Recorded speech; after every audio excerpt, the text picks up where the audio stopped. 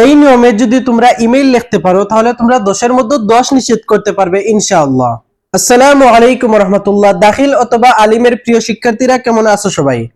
আজকে তোমাদের সাথে আলোচনা করব কিভাবে তোমরা একটি ফরম্যাট দিয়ে অনেকগুলো ইমেইল লিখতে পারবে এবং এই ফরম্যাটে তোমরা ইমেইল লিখলে 10 এর মধ্যে 10 পাবে ইনশাআল্লাহ।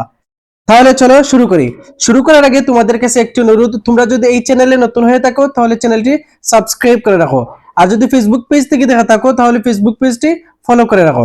দেখো তাহলে প্রথমে হচ্ছে একটি ইমেইল লেখার প্রধান নিয়ম ও কাঠামো।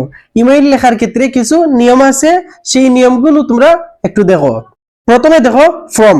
ফর্ম মানে যে ইমেইলটি লিখতেছো তোমার ইমেইল এখানে লিখে দিবে, অর্থাৎ যিনি ইমেইল পাঠাচ্ছেন ওনার নাম এখানে লিখে দিবেন। ঠিক আছে, দেখো আমি একটি উদাহরণ দিয়েছি jahid@gmail.com, অর্থাৎ এখানে আমি আমার ইমেইল দিয়ে দিয়েছি, তুমি তোমার ইমেইল এখানে দিয়ে দিবে। ঠিক আছে, তারপরে দেখো ট্রু মানে প্রাপক, যার কাছে তুমি ইমেইলটি পাঠাচ্ছ, যার কাছে তুমি ইমেইলটি পাঠাচ্ছ তার জিমেইল তুমি এখানে দিয়ে দিবে। তারপরে দেখো সেন্ট মানে ইমেইল পাঠানোর দিন, তারিখ এবং সময়, অর্থাৎ যেই দিন তুমি ইমেইলটি পাঠাচ্ছ সেই দিনের তারিখটি তুমি এখানে লিখে দিবে, চাইলে তুমি সময়ও লিখে দিতে পারো। বুঝতে পারছো? তারপরে দেখো সাবজেক্ট। সাবজেক্ট হচ্ছে ইমেইলের মূল বিষয়বস্তু সংক্ষেপে এক লাইনে এখানে লিখতে হয়, এটি অত্যন্ত গুরুত্বপূর্ণ। অর্থাৎ যে বিষয়ে তুমি ইমেইলটি লিখতেছো তুমি সেটি সাবজেক্টের জায়গায় লিখে দিবে। আশা করি তুমি বুঝতে পারছো। অর্থাৎ সাবজেক্টের জায়গায় যে বিষয়ে ইমেইলটি লিখতেছো সেটি এখানে লিখে দিবে।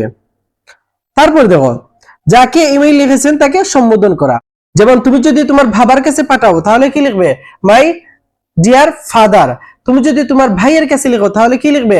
My dear brother. তুমি যদি তোমার বোনের কাছে লিখো তাহলে কি লিখবে? My dear sister. এরকম যার কাছে তুমি পাঠাচ্ছ তাকে এখানে সম্বোধন করবে। আশা করি তুমি বুঝতে পারছো। তারপরে দেখো সূচনার পর মূল বিষয়ের উপর ভিত্তি করে সহজ ভাষায় কয়েক লাইন লিখতে হয়, অর্থাৎ তুমি যে বিষয়ের উপর ইমেইলটি লিখতেছো সেই বিষয়ে কয়েক লাইন তুমি মধ্যখানে লিখে দিবে। বুঝতে পারছো? তারপর দেখো ইমেইলের শেষে বিদায় সম্ভাষণ জানিয়ে নিজের নাম লিখতে হয়। তো এই ছিল ইমেইল লেখার প্রধান নিয়ম। তারপরে দেখো ইমেইল লেখার নিয়ম, তুমি কোন নিয়মে ইমেইলটি লিখবে। দেখো একটু আগে আমি এগুলো আলোচনা করছি। দেখো ফ্রম লিখে jahid@gmail.com, অর্থাৎ যে লিখবে তার ঠিকানা। তারপরে টু লিখে আমি এখানে রাশেদ দিছি, তুমি যার কাছে পাঠাবে তুমি তার নাম এখানে লিখে দিবে। তারপরে হচ্ছে সেন্ড, অর্থাৎ তারিখ, যেই তারিখে তুমি পাঠাচ্ছ তুমি চাইলে এখানে সময় উল্লেখ করে দিতে পারো। ঠিক আছে, তারপর হচ্ছে সাবজেক্ট, এটি প্রশ্নে দেওয়া বিষয়বস্তু লিখবেন, অর্থাৎ তোমার প্রশ্নে একটি সাবজেক্ট দেয়া থাকবে, তোমার প্রশ্নে একটি বিষয় দেয়া থাকবে, সেই বিষয়টি তোমরা এখানে লিখে দিবে। ঠিক আছে, তারপর দেখো মাই ডিয়ার, অর্থাৎ যার কাছে লিখবেন তার নাম, অর্থাৎ তাকে সম্বোধন করা, মাই ডিয়ার বলে তাকে সম্বোধন করবেন। দেখো তারপরে দেখো I have got your email just now, অর্থাৎ আমি এইমাত্র তোমার ইমেইলটি পেয়েছি। দেখো এখন তুমি যদি গতকাল ইমেইলটি পাও তাহলে কি লিখবে? I have got your email yesterday. তুমি আজকে যদি পাও তাহলে কি লিখবে? I have got your email today, অর্থাৎ আমি আজকেই তোমার ইমেইলটি পেয়েছি। Thank you very much from the core of my heart for your sweet note. I am quite well. আমি ভালো আছি। I hope you are also healthy and hearty by the grace of Almighty Allah. মানে আমি আশা করি তুমি আল্লাহর রহমতে সুস্থ এবং ভালো আছো।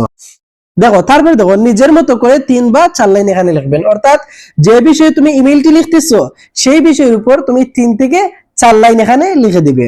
আশা করি বুঝতে পারছো। দেখো তারপরে দেখো দ্যাটস অল ফর নাও, অর্থাৎ আজ এই পর্যন্তই। I look forward to meeting you soon, মানে যত শীঘ্র সম্ভব আমি তোমার সাথে দেখা করার অপেক্ষায় আছি। দেখো তারপরে দেখো please take good care of yourself, অর্থাৎ তুমি তোমার নিজের যত্ন নিও। তারপরে হচ্ছে sending my warmest regards and best wishes. তারপরে ইউর সিনসিয়ারলি জাহিদ হাসান, অর্থাৎ তুমি তোমার নাম লিখে দিবে, যে ইমেইলটি লিখতেছো তুমি তোমার নাম এখানে লিখে দিবে। আশা করি তোমরা বুঝতে পারছো। তো এই ছিল ইমেইল লেখার সঠিক নিয়ম। এটি হচ্ছে স্ট্যান্ডার্ড ফরম্যাট, এই ফরম্যাটে লিখলে তোমরা 10 এর মধ্যে 10 নিশ্চিত করতে পারবে ইনশাআল্লাহ। সো তোমরা আর কোন বিষয়ের ফরম্যাট চাও তোমরা সেটা কমেন্টে বলে যাও, ইনশাআল্লাহ আমি তোমাদের কমেন্ট অনুযায়ী সেটি দিয়ে দেওয়ার চেষ্টা করব।